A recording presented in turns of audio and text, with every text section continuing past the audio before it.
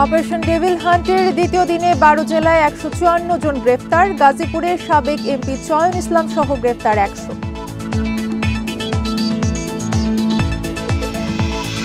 বিশৃঙ্খলা সৃষ্টিকারী ও অপরাধীদের ছাড় নয় বললেন স্বরাষ্ট্র উপদেষ্টা। ভাষাতে মিথ্যা মামলা হলেও নেওয়া হবে ব্যবস্থা।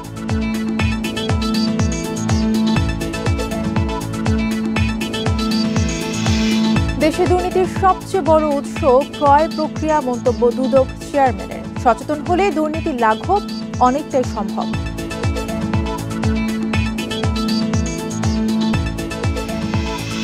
চট্টগ্রামে নিজ ঘরে আগুনে শ্বাসরুদ্ধ হয়ে স্বামী স্ত্রীর মৃত্যু। আহত 3 জন হাসপাতালে ভর্তি। বৈদ্যুতিক শর্ট সার্কিটের ধারণা।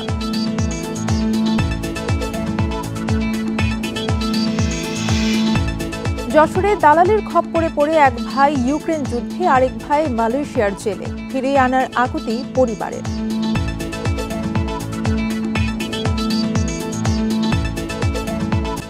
স্বাগত। সমগ্র বাংলাদেশের সঙ্গে আছি তাসনিমে জান্নাত অর্থী। শিরোনাম শুনছিলেন, এবারে বিস্তারিত। অপারেশন ডেভিল হান্টের দ্বিতীয় দিনে 12 জেলাতে গ্রেফতার হয়েছে 154 জন। এর মধ্যে গাজীপুরেই রয়েছে 100 জন। এছাড়া যৌথ অভিযানে বগুড়াতে 15, খাগড়াছড়িতে 12, বাগেরহাটে 5, নাটোরে 5, রাজশাহীতে 4, নোয়াখালীতে 4, সিলেটে 3, বরিশালে 2, হবিগঞ্জে 2 এবং চট্টগ্রাম ও ঠাকুরগাঁওয়ে 1 জন করে গ্রেফতার হয়েছে।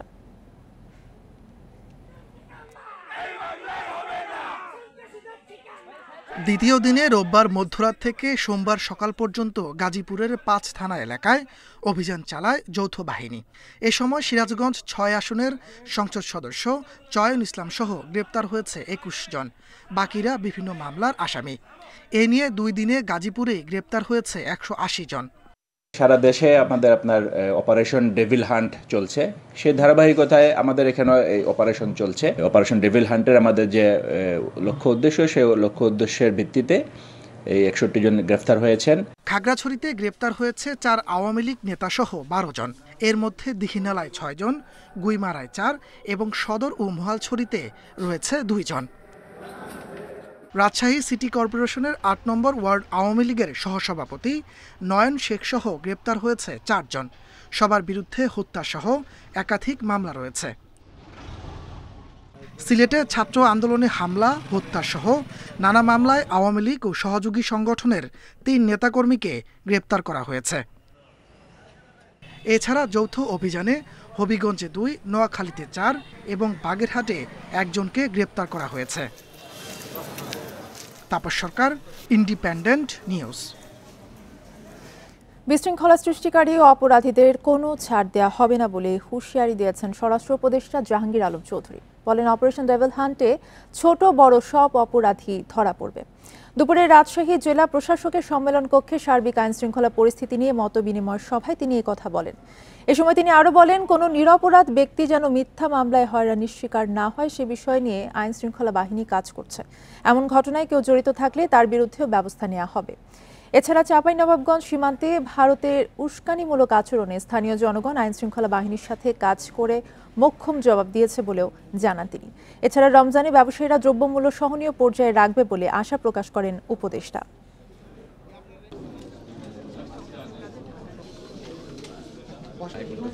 আইন শৃঙ্খলা বাহিনীর কর্মকর্তাদেরও কিন্তু আমরা ছাড় দেই নাই। আপনারা দেখছেন প্রথম দিনই কিন্তু 4 জন না 5 জন তাদের কিন্তু আইনের আওতায় নেওয়া হয়েছে। এই ক্ষেত্রে বড় ছোট কোনো ভেদাভেদ নাই। যে আসবে এই জালে সে ধরা পড়বে। নির্দোষী যেন কোনো অবস্থায় শাস্তি না পায়, এই জন্য যত ধরনের ব্যবস্থা আমরা কিন্তু নিচ্ছি।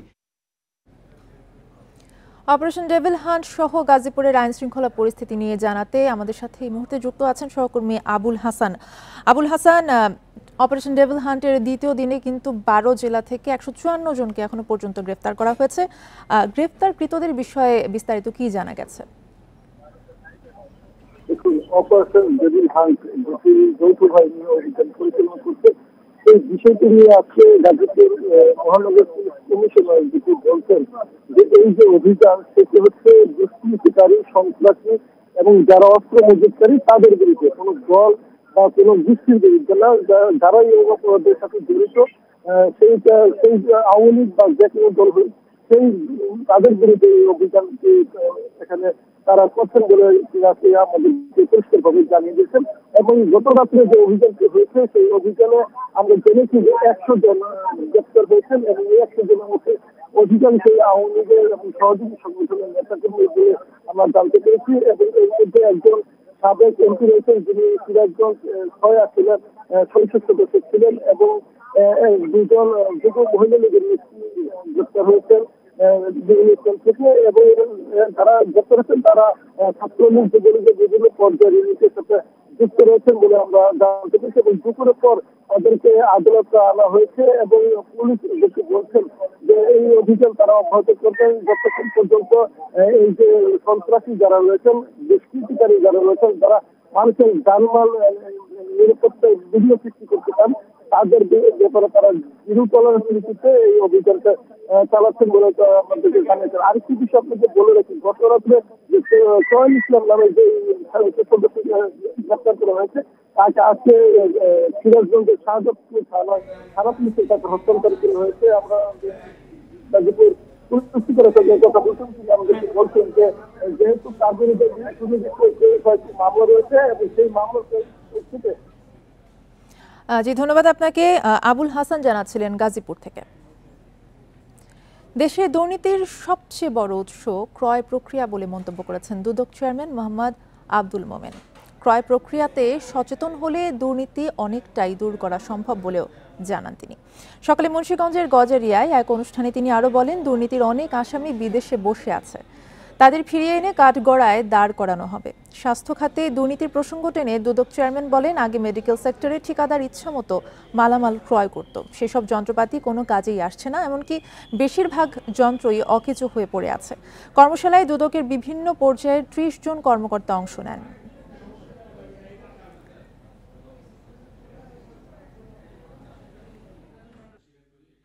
আমরা যেসব বড় বড় দুর্নীতির কথা বলি, এই দুর্নীতিগুলির একটা বড় উৎস হচ্ছে প্রকিউরমেন্ট, ক্রয়। তা আমরা যদি ক্রয় পদ্ধতিটা সম্পর্কে সচেতন থাকি, বাজার মূল্য সম্পর্কে সচেতন থাকি, আমরা যে জিনিসটা ক্রয় করছি সেটা আমাদের দরকার কিনা সেই ব্যাপারে সচেতন থাকি, তাহলে এই ব্যাপারে দুর্নীতি অনেকাংশে লাঘব করা সম্ভব। চট্টগ্রামের মাস্টার পোলে বসত ঘরে আগুন লেগে শ্বাসরুদ্ধ হয়ে স্বামী স্ত্রীর মৃত্যু হয়েছে। এ ঘটনায় তাদের 2 সন্তান সহ 3 জন চট্টগ্রাম মেডিকেলে ভর্তি আছেন। তবে শ্বাসতন্ত্রের ক্ষতি হওয়ায় আশঙ্কা মুক্ত নন তারা। শর্ট সার্কিট থেকে আগুন লেগেছে বলে প্রাথমিকভাবে ধারণা করছে ফায়ার সার্ভিস। সোমবার সকাল 6:15টার দিকে চট্টগ্রামের মাস্টারপোল এলাকার জাফর সওদাগর কলোনির টিনশেড একটি ঘর থেকে ধোঁয়া বের হতে দেখেন স্থানীয়রা। শুরুতে পানি দিয়ে আগুন নেভানোর চেষ্টা করেন তারা, তবে দ্রুত আগুন ছড়িয়ে পড়লে খবর দেওয়া হয় ফায়ার সার্ভিসে। ফায়ার সার্ভিসের 4টি ইউনিট প্রায় 2 ঘন্টা চেষ্টায় নিয়ন্ত্রণে আনে আগুন।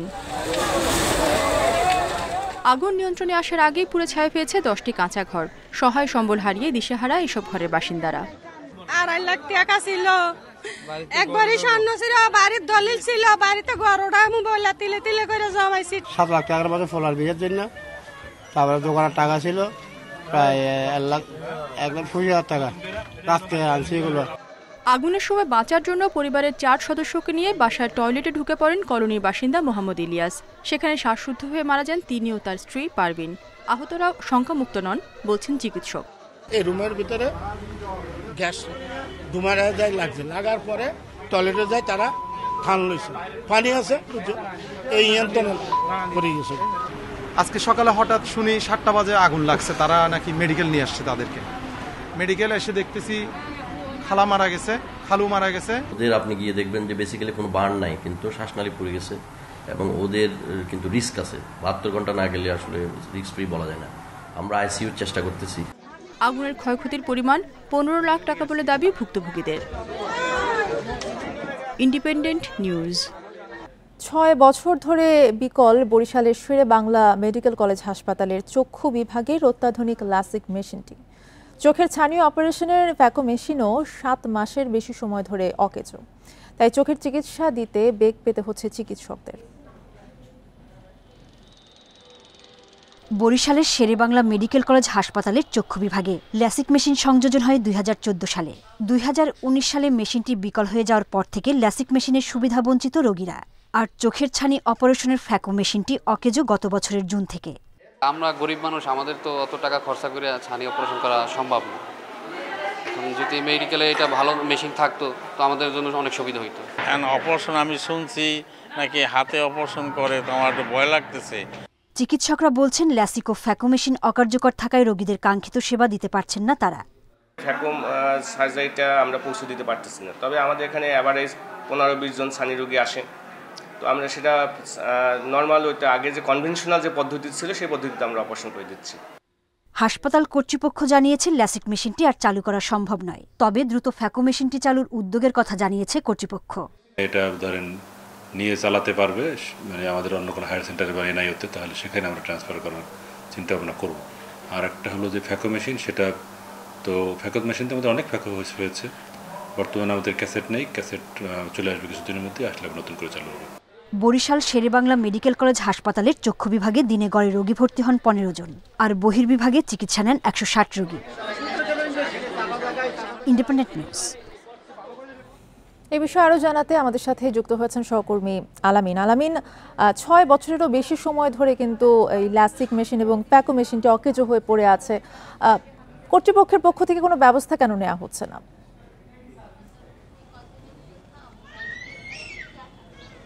জি দেখুন, লেসিক মেশিন যেটি আছে এটি হচ্ছে যে আসলে মানুষের যে চোখের যে চশমার যে পাওয়ার থাকে সেই পাওয়ারটি যাতে তারা চশমা ব্যবহার করতে না হয় সেক্ষেত্রে কিন্তু এই লেসিক মেশিনটি ব্যবহার করা হয়, এবং সেটি কিন্তু আসলে বরিশাল শেরেবাংলা মেডিকেল কলেজে আনার পর থেকেই কিছুদিন চালু ছিল, তারপরে কিন্তু বন্ধ হয়ে যায় এবং সেটি এখন পর্যন্ত বন্ধ রয়েছে। এবং ফ্যাকো মেশিনটি যেটি রয়েছে সেটি কিন্তু চোখের ছানি অপারেশনের জন্য ব্যবহার করা হয়, এটি 7 মাস ধরে বন্ধ আছে। আমরা বরিশাল শেরেবাংলা মেডিকেল কলেজ হাসপাতালের কর্তৃপক্ষের সাথে কথা বলেছিলাম, তারা যেটি বলছেন যে আসলে ল্যাসিক মেশিন যেটি রয়েছে সেটি আসলে এখানে চালানোর মতো ব্যবস্থা আর নেই, এটিকে সরকারের কাছে আবারও বুঝিয়ে দেওয়া হবে, এবং ফ্যাকো মেশিন যেটি রয়েছে সেটিকে আবার তারা চালু করার জন্য ইতিমধ্যে উদ্যোগ নিয়েছেন এবং সেটি 2-1 দিনের মধ্যে চালু হবে এমনটাই আমাদেরকে জানানো হয়েছে। এবং যে বিষয়টি হচ্ছে যে আসলে বরিশাল শেরেবাংলা মেডিকেল কলেজ হাসপাতালের বহির্বিভাগে কিন্তু গড়ে 160 জন রোগী কিন্তু আসলে এই চোখের বিভিন্ন সমস্যা নিয়ে তারা আসেন, এবং সেখানে কিন্তু ছানি অপারেশনের জন্য কিন্তু প্রায় 10 থেকে 15 জন কিন্তু তারা ছানি অপারেশন করতে চান, এবং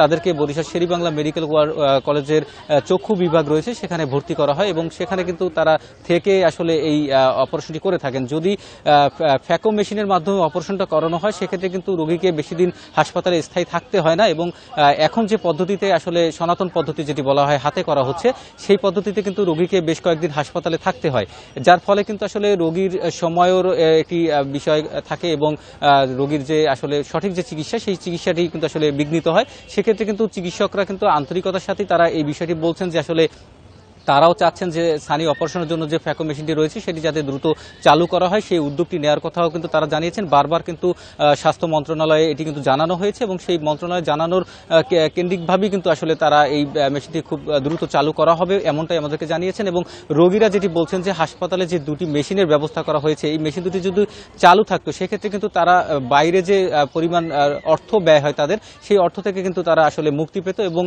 একটি রোগী কিন্তু এখন আপনারা জানেন যে আসলে বরিশালে বিভিন্ন স্থানে কিন্তু চক্ষু প্রাইভেটভাবে দেখানো হয়, সেক্ষেত্রে কিন্তু আসলে মানুষের খরচের একটি পরিমাণ বেড়ে যায়, সেই ক্ষেত্রে কিন্তু আসলে এই খরচটি এই মেশিন দুটি যদি চালু থাকতো সেক্ষেত্রে কিন্তু আসলে মানুষের খরচ কমে আসতো। তো এই ছিল আমার কাছে বরিশাল থেকে। সহকর্মী আলামিন জানাচ্ছিলেন বরিশাল থেকে। রাজবাড়ীতে বালু ও মহলের টেন্ডার জমা দেয়া নিয়ে 2 পক্ষের হাতাহাতির ঘটনার ভিডিও ধারণ করায় মারপিটের শিকার হয়েছেন মাছরাঙ্গা টেলিভিশনের প্রতিনিধি ইমরান হোসেন মনিম। দুপুরে জেলা প্রশাসক কার্যালয়ের সামনেই ঘটনা ঘটে, পরে আহত অবস্থায় তাকে সদর হাসপাতালে ভর্তি করা হয়। ভুক্তভোগী জানান টেন্ডার জমা নিয়ে 2 পক্ষের লোকজনের মধ্যে উত্তেজনা তৈরি হয়। এ সময় ভিডিও ধারণ করায় 20-25 জনের একটি দল তাকে পিটিয়ে ও কুপিয়ে গুরুতর আহত করে। এই ঘটনার তীব্র নিন্দা এবং প্রতিবাদ জানিয়েছে স্থানীয় সাংবাদিকরা। দোষীদের দ্রুত গ্রেফতারের দাবি জানিয়েছেন তারা।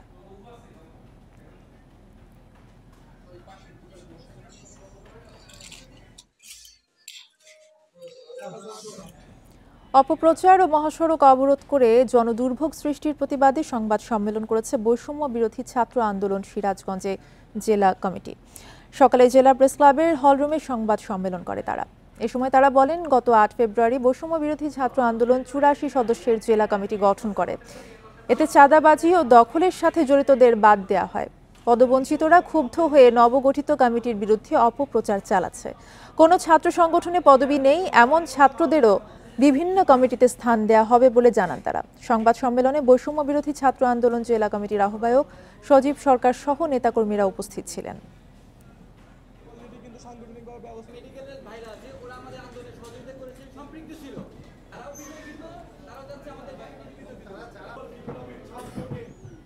নাটোরের গুরুদাসপুরে শিশু ধর্ষণ, হত্যা এবং মরদেহ গুমের চেষ্টার অভিযোগে এক কিশোরকে 10 বছরের আটকাদেশ দিয়েছে আদালত। সকালে জেলা শিশু আদালতের বিচারক মোহাম্মদ আব্দুর রহিম এই আদেশ দেন। রাষ্ট্রপক্ষের আইনজীবী জানান, 2017 সালের 20 ডিসেম্বর চাচাতো বোন শিশু খাদিজাকে ধর্ষণ ও পরে গলা টিপে হত্যা করে সাকিব হোসেন।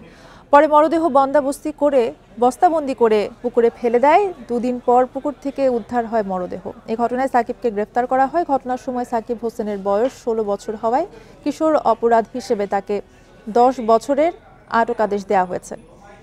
এদিকে ময়মনসিংহের মুক্তাগাছে স্বামীকে হত্যার জেরে স্ত্রীসহ এক ব্যক্তির আমৃত্যু কারাদণ্ড দিয়েছে আদালত। 2011 সালের 28 জুন স্বামী হেলাল উদ্দিনকে কুপিয়ে হত্যা করেন আসামিরা। পরে ঘটনাটিকে ডাকাতি বলে সাজানো হলেও পুলিশের তদন্তে ঘটনার সত্যতা বেরিয়ে আসে।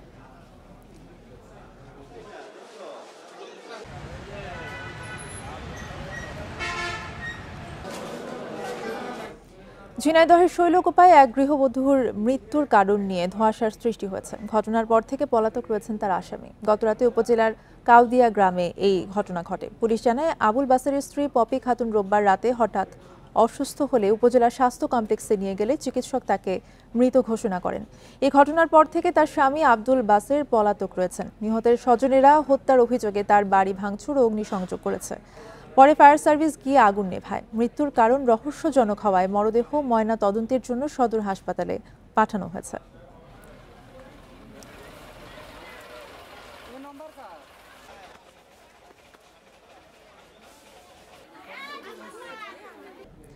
আশা জাগাচ্ছে খুলনা অঞ্চলের চিংড়ি রপ্তানি। আগের অর্থ বছরের চেয়ে চলতি অর্থ বছরের প্রথম 6 মাসে রপ্তানি ও আয় দুটোই বেড়েছে। ব্যবসায়ীরা বলছেন, মাছ সংকট সহ নানা কারণে সক্ষমতার তুলনায় কম রপ্তানি হচ্ছে। মৎস্য অধিদপ্তর বলছে, রপ্তানি বাড়ার ধারাবাহিকতা ধরে রাখতে আধুনিক পদ্ধতির চাষে উদ্বুদ্ধ করা হচ্ছে চাষিদের। করোনা পরিস্থিতি সহ নানা সংকটে 2020-21 অর্থ বছর থেকে কমে যায় দক্ষিণাঞ্চলের চিংড়ি ও সাদা মাছ রপ্তানি। তবে 2 বছর পর এবার তা বেড়েছে। চলতি অর্থ বছরের প্রথম 6 মাসে দক্ষিণ অঞ্চল থেকে চিংড়ি রপ্তানি হয়েছে 11,318 টন, যা 2022-23 অর্থ বছরের একই সময়ের তুলনায় 2,100 টন বেশি। এতে আয় হয়েছে 11,318 কোটি টাকা। ইউরোপের অর্থনীতি ঘুরে দাঁড়াতে শুরু করায় এই প্রবৃদ্ধি, বলছে মৎস্য বিভাগ। ইউরোপের স্থিতিশীলতা, অর্থনৈতিক স্থিতিশীলতা এবং মধ্যপ্রাচ্যের কিছুটা ওই রুটের যে অনিরাপদ হয়ে গেছিল জাহাজীকরণ, সেটা আবার মোটামুটি ঠিক হওয়াতে আমরা এই রপ্তানির ঊর্ধ্বমুখী ইয়েটা দেখতে পাচ্ছি।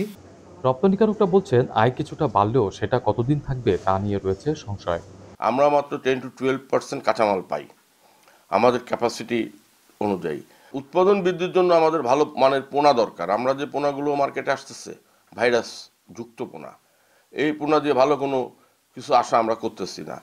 মৎস্য অধিদপ্তর বলছে, উৎপাদন বাড়াতে আধুনিক পদ্ধতি চাষে উদ্বুদ্ধ করা হচ্ছে খামারিদের। রপ্তানিকারকদেরকে উৎসাহিত করছি, বিশেষ করে র মেটেরিয়ালসের সাপ্লাই যাতে ঠিক থাকে, এই জন্যে তারা সরাসরি যেন কন্ট্রাক্ট ফার্মার তৈরি করে, নিজেরা কিছু ডেমনস্ট্রেশন চাষে যায় এবং উন্নত যে চাষগুলো আছে, বিশেষ করে সেমি ইন্টেন্সিভ বাগদা কালচার এবং ভেনামি কালচার, দুইটাতেই উচ্চ ফলনশীল যে কালচারগুলো আছে সেখানে যেন তারা ইনভেস্ট করে। মৎস্য বিভাগের হিসাব অনুযায়ী 2023-24 অর্থ বছরে চিংড়ি ও সাদা মাছ রপ্তানি হয়েছিল 25,196 মেট্রিক টন। এর আগের অর্থ বছরে 33,727 মেট্রিক টন। অভিজিৎ পাল, ইন্ডিপেন্ডেন্ট নিউজ, খুলনা। এই ছিল এখনকার সংবাদে। ইন্ডিপেন্ডেন্ট টেলিভিশনের সব খবর জানতে চোখ রাখুন ফেসবুক, ইউটিউব এবং এক্সে। ধন্যবাদ।